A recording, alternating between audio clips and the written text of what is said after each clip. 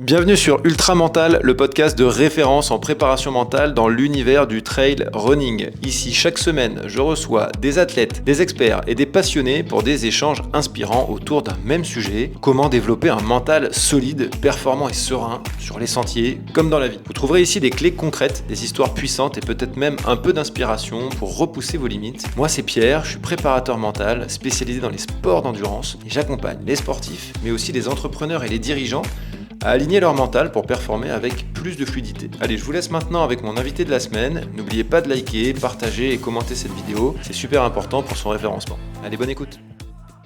Bonjour et bienvenue dans cette nouvelle pause mentale. Aujourd'hui, le thème, ça va être de réagir à une interview que j'ai entendue de Annelise Rousset-Séguré dans le podcast Safe Pace, où elle revient sur sa carrière, etc. Donc elle fait un peu la tournée des médias en ce moment pour promouvoir aussi son film. En fait, c'est parce que la citation, elle est tellement évidente que vous allez voir. En gros, Hugo Clément, l'hôte du podcast, lui pose la question du pourcentage que représente le mental sur le trail. Donc il lui demande c'est quoi, c'est 10, c'est 20, c'est 50%. Et elle répond sur la fin d'un ultra, c'est 90% dans la tête. C'est exactement ce que quasiment tout le monde pense. 90% dans la tête, on a déjà entendu ça partout. Peut-être même que vous le dites vous-même. Moi, je l'ai déjà dit 100 fois avant de faire de la préparation mentale. Et en fait, on le dit, c'est complètement, on va dire, mainstream, j'ai envie de dire. C'est vraiment rentré dans les mœurs de dire que voilà, les sports d'endurance, à partir d'un certain moment, alors déjà c'est la première erreur, hein, c'est pas à partir d'un certain moment que ça devient mental, c'est évidemment tout le temps, en amont, avant, pendant, très en amont, etc. Mais bon, il est admis quand même que sur une certaine partie, à partir d'un certain kilométrage ou un certain moment, tout se passe, tout ou presque se passe dans la tête. Mais moi, ce qui évidemment me questionne, c'est ce paradoxe entre cette chose qui est quasiment acquise pour tout le monde, et au final, on voit quasiment personne. Quand je dis personne, évidemment, il y a des gens qui font de la préparation mentale, mais par rapport à ce que représentent les débats, le volume de tout ce qu'on peut trouver en termes de contenu sur la préparation physique, ça fait 5 à 10 ans qu'on a vraiment du contenu qui ne parle que de ça.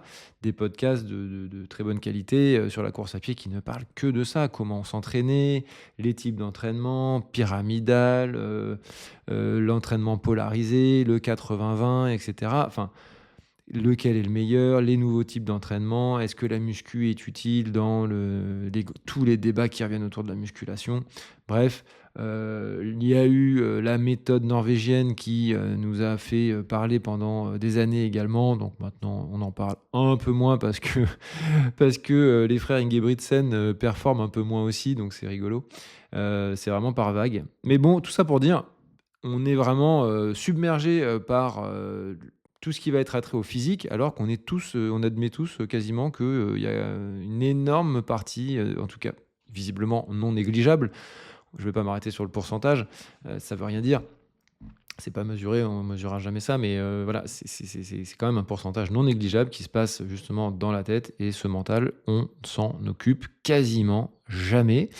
Donc l'idée de ce podcast, ça va être un peu de voir pourquoi on s'en occupe pas, quels sont les freins à justement se préparer mentalement, pourquoi on n'y va pas, est-ce que c'est culturel, aussi pourquoi cette conviction est-elle si répandue. Parce que en fait, l'expérience qu'on vit en course valide quasiment à chaque fois ce consensus, hein, que ça se passe dans la tête. Chaque ultra trailer ou même trailer a ce souvenir que son corps peut éventuellement encore avancer, mais la tête dit stop. Ou l'inverse, hein, c'est la tête aussi qui relance les jambes qui étaient censées ne plus pouvoir bouger. Donc on sent bien toute la puissance du mental. Et du coup, pourquoi? Comment? On va voir justement, on va essayer de trouver quelques pistes de réflexion sur ces sujets.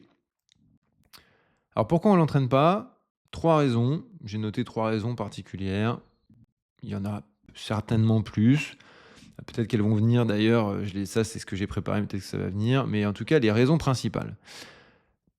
Pour moi, une des raisons principales, c'est que le mental, ça reste quelque chose d'abstrait. Le physique, c'est mesurable. Toutes les évolutions physiques qu'on va avoir vont être mesurables, et même des fois à l'œil nu. Vous passez de rien à je vais à la salle de muscu, je suis un plan d'entraînement de musculation. Vous regardez dans la glace 3 mois plus tard, vous allez voir la différence. C'est certain. Si vous vous entraînez correctement, en 3 mois, on voit déjà la différence. Que ce soit en prise de masse ou en perte de gras, peu importe, il y a une différence. Vous allez monter sur la balance, il y aura une différence.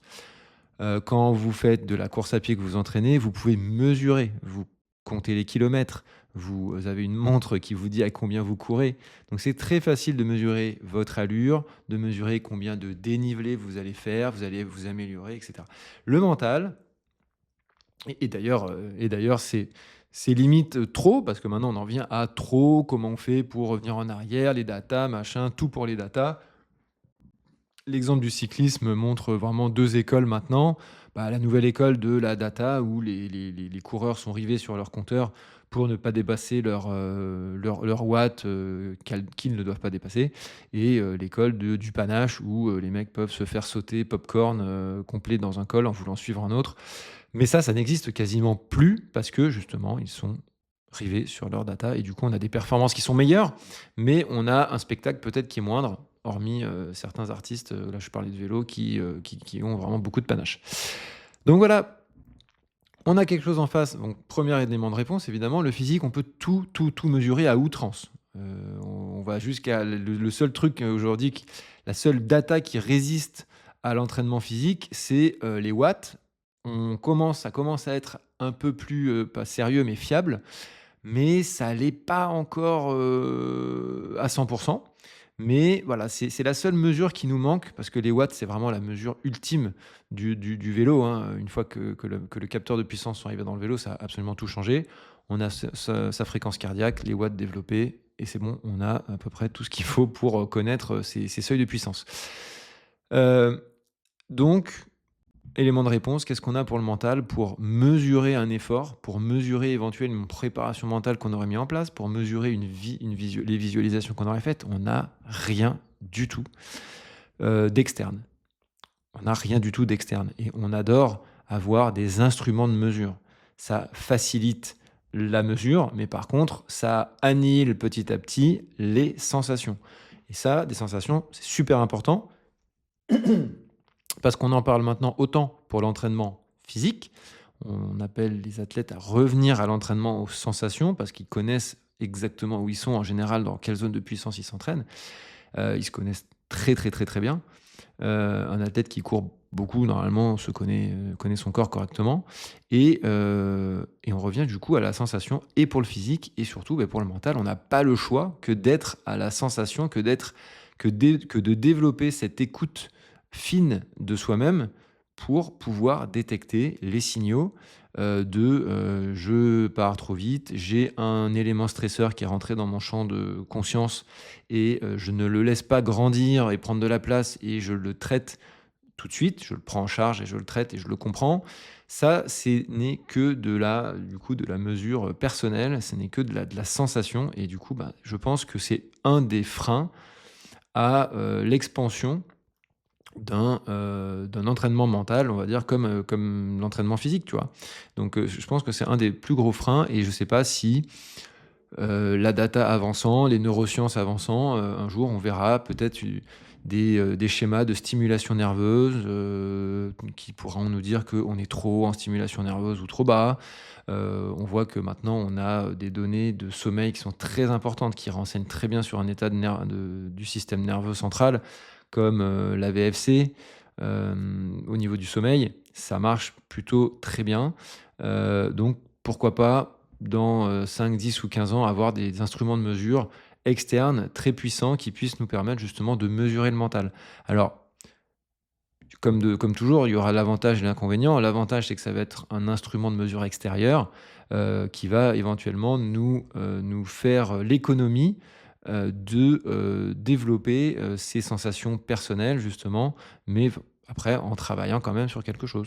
Donc, À voir ce qui va se passer dans les années à venir, mais en tout cas, c'est mon constat à aujourd'hui. Un deuxième élément de réponse vient pour moi du fait qu'il y a une croyance qui est quand même assez prédominante, que le mental se forge tout seul, que c'est quelque chose d'un peu inné déjà et qui peut se forger tout seul.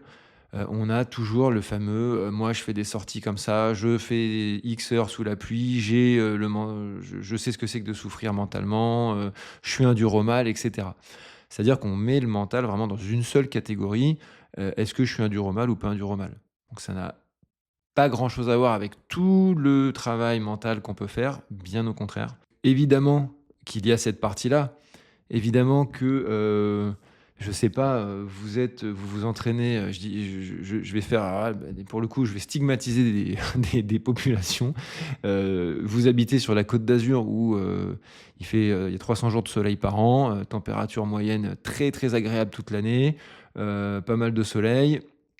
Et donc, bon, à part l'été, oui, où là, par contre, ça cogne un petit peu fort au niveau chaleur. Mais justement, on est en train de voir que l'entraînement à la chaleur développe, a des bénéfices hyper intéressants, voire même supérieurs à l'altitude, en tout cas qui peuvent bénéficier à autant de monde que plus de monde que l'entraînement d'altitude. Eh bien, ces personnes qui s'entraînent, toujours sous un 20-25 degrés grand soleil, s'ils ont à faire des courses, sous, la flotte, le vent, dans, je sais pas, bah, en Bretagne, que ce soit dans le Massif central, dans les Alpes et cetera, bah, ça sera une habitude. Du coup, on sera moins habitué à supporter ces conditions-là. On sera peut-être comment dire? Plus sensible à ces conditions désagréables. On n'aura pas forcément les bons outils, c'est pas une question de sensibilité non plus, c'est aussi une question d'habitude. On n'aura pas assez développé au cours de l'année, au cours de nos entraînements, la bonne veste, les bons gants, quelqu'un qui a l'habitude de s'entraîner, je sais pas moi, tout l'hiver, avec un temps exécrable, en Bretagne, dans le Massif central ou, dans les montagnes. Bah, quand il prend le départ d'une course et qu'il se met à pleuvoir, en montagne, bah, il a un avantage normalement sur les autres qui connaissent pas la montagne, par exemple. Donc c'est, voilà, sur le mental, j'en reviens au mental, on est un peu sur cette croyance que voilà, ça se fait tout seul, ça se fait un peu comme ça aussi, ça se fait en mode, bah, je cours donc je développe mon mental et il y a une part de vérité, mais aujourd'hui, bah, j'en venais à ce que je disais juste avant, les sciences aidant, les neurosciences aidant fortement, on a maintenant des ouvrages et des études ultra référencées, sur tous les bienfaits de la visualisation, mais de manière très structurée, de manière très scientifique, avec des mesures, avec des coupes du cerveau, avec des activations. Et on peut voir que de mimer un geste, par exemple, que dans sa tête, d'interpréter un geste dans son cerveau, on va activer, je ne sais plus exactement le pourcentage, mais c'était 60 à 70% du cortex cérébral, des mêmes zones du cortex cérébral que si on reproduisait, que si on faisait le geste en vrai, physiquement. Donc c'est quand même des choses qui sont très, très, très intéressantes à travailler. Ça dépend pour qui, ça dépend pour quel sport et ça dépend dans quel but. En tout cas, aujourd'hui, on a cette croyance que le mental, soit c'est inné, soit ça se travaille, mais on n'a pas, on n'a pas cette souplesse de se dire, comme pour le corps, je vais m'entraîner pour améliorer mes performances physiques. On n'a pas encore cette souplesse de se dire, bah, c'est exactement pareil pour le mental et même j'irai plus loin, c'est même plus rapide pour moi. C'est que j'aurai plus de facilité à changer, mon mental, à changer mes pensées, que de changer mon corps. Parce que changer son corps et changer son physio, ça demande des mois, des années d'assiduité, c'est un travail à temps plein, vraiment. Donc, ça, c'est un travail qu'on est prêt à faire. C'est ça qui est rigolo de constater. C'est que ce travail-là, on est beaucoup à être prêt à le faire, clairement. On est OK avec ça. En revanche, faire la même chose au niveau du mental, on est un peu moins chaud pour faire ça et on se dit: «Oui, bon, bah, j'ai le mental que j'ai, mes pensées sont comme ça depuis toujours, je vois pas comment ça pourrait changer» et cetera et cetera. Donc voilà, on a cette croyance qui colle un peu à la peau et je trouve qui est aussi une des raisons importantes pourquoi l'entraînement mental a du mal à se développer, en tout cas à sa juste valeur. Troisième élément qui a tendance à un peu s'effacer mais qui a encore la peau dure, chez certains, le tabou. le tabou du mental, du psychique, du psychologique, comme un peu un aveu de faiblesse. Donc voilà, parler de la préparation mentale, c'est encore perçu par beaucoup comme un aveu de faiblesse ou comme réservé aux élites. Et surtout, la plupart du temps, quand on dit concrètement ça veut dire quoi travailler le mental, on ne sait pas du tout ce que ça veut dire, on ne sait pas, on est dans le flou complet. C'est pour ça que je propose énormément de choses gratuites. Évidemment, je gagne ma vie en faisant des coachings, mais je propose énormément de contenu gratuit pour se faire une idée de ce que c'est.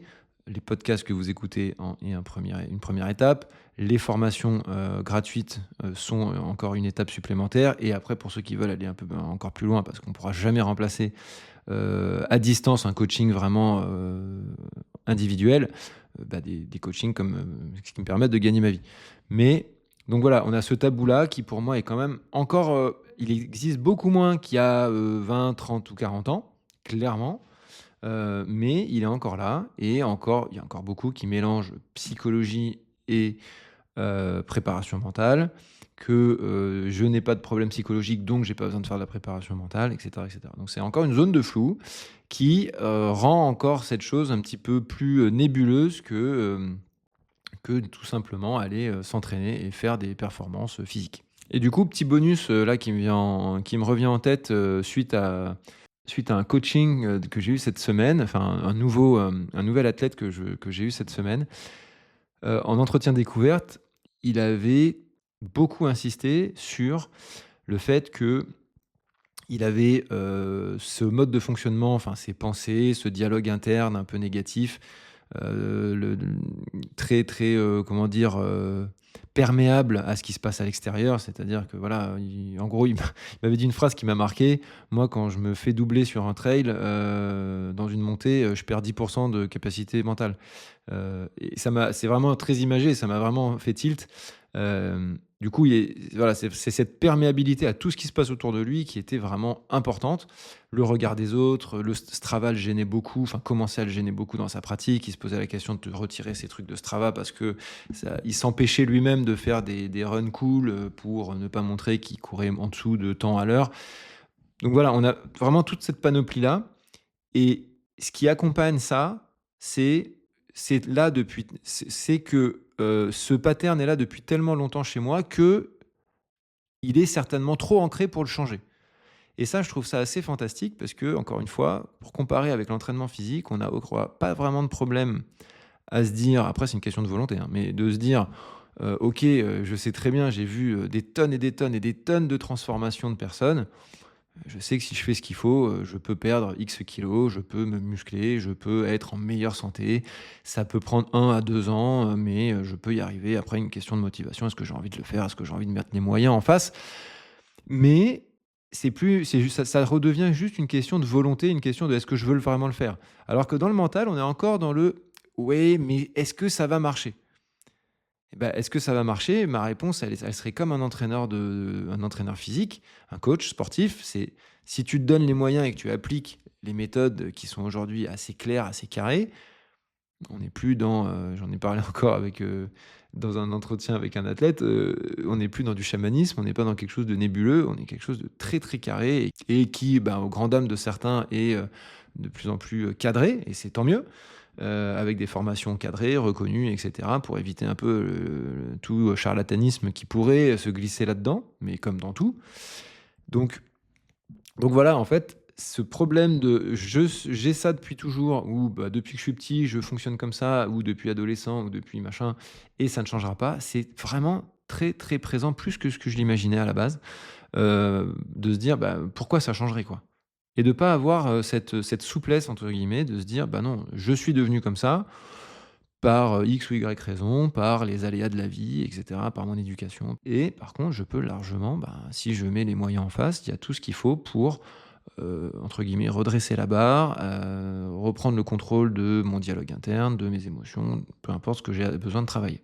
Donc voilà, je pense qu'avec ces quelques points, on a vraiment les écueils en fait, plus ou moins de ce qui va empêcher les gens de se projeter vers, de la préparation mentale. Alors, j'ai pas parlé aussi, de peut-être j'aurais dû en parler tout de suite. Enfin, peut-être que ça aurait été le premier frein. C'est toujours pareil, c'est une question de tarif, c'est une question d'argent, tout simplement.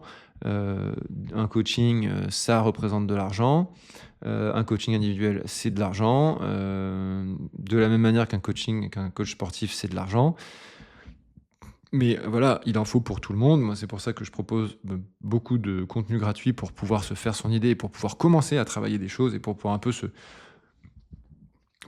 préparer justement de son côté à faire des choses. C'est un peu comme, voilà, on a une différence entre j'achète un bouquin sur le trail, la course à pied ou mon sport et je me forme avec les plans d'entraînement qui sont dans le bouquin.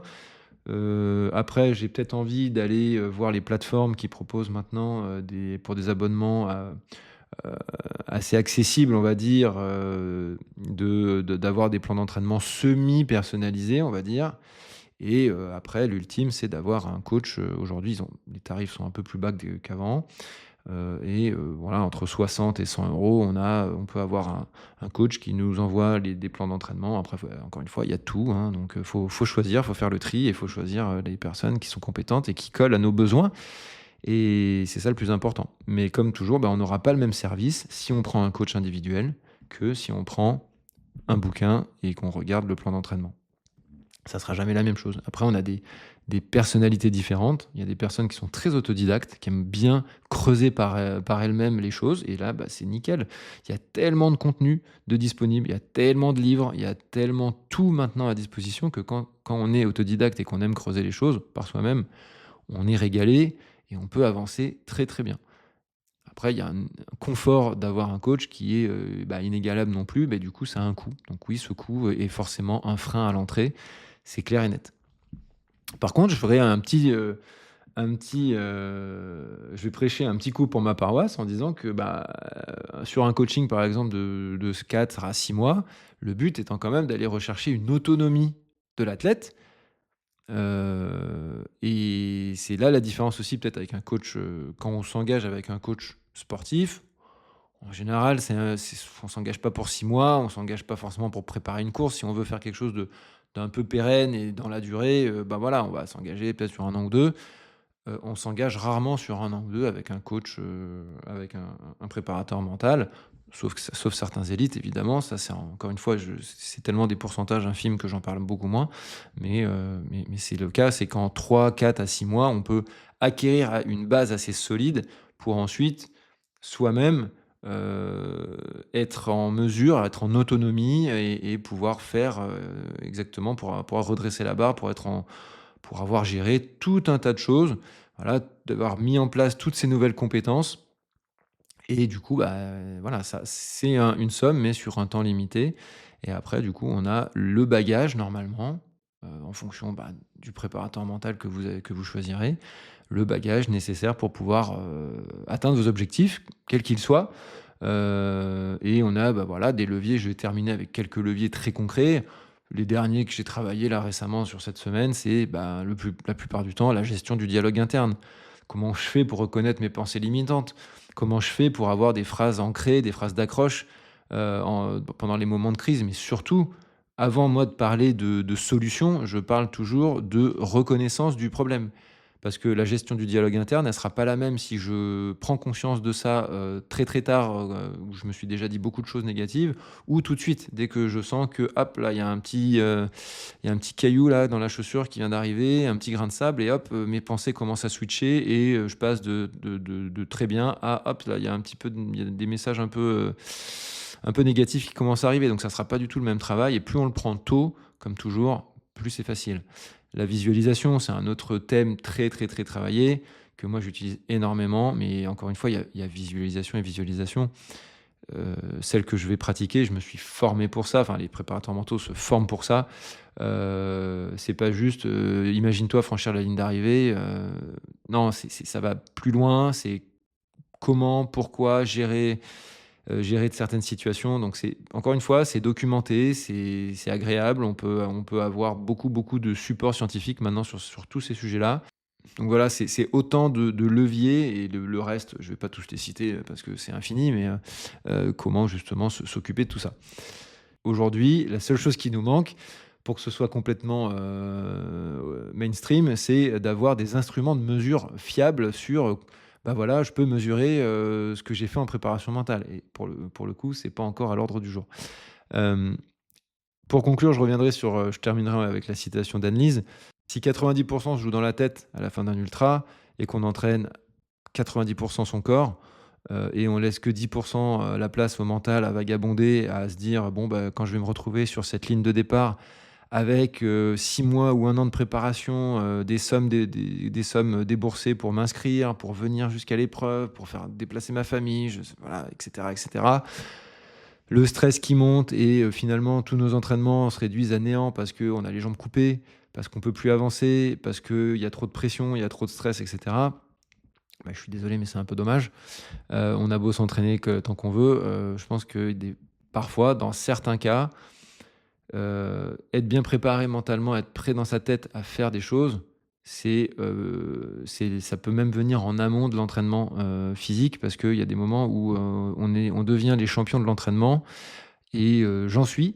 Je suis meilleur à l'entraînement que pendant une course. Voilà. Les seules courses où j'ai été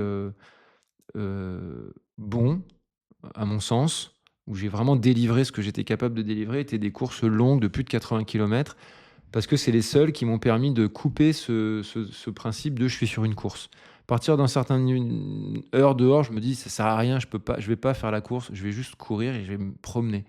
Et je vais courir à une allure, comme dirait Baptiste Chassagne, moyen vite. Bon, moi, c'est plutôt moyen lent, mais voilà l'esprit, quoi. Je pars en rando, je vais faire 5000 de dénive sur 100 km.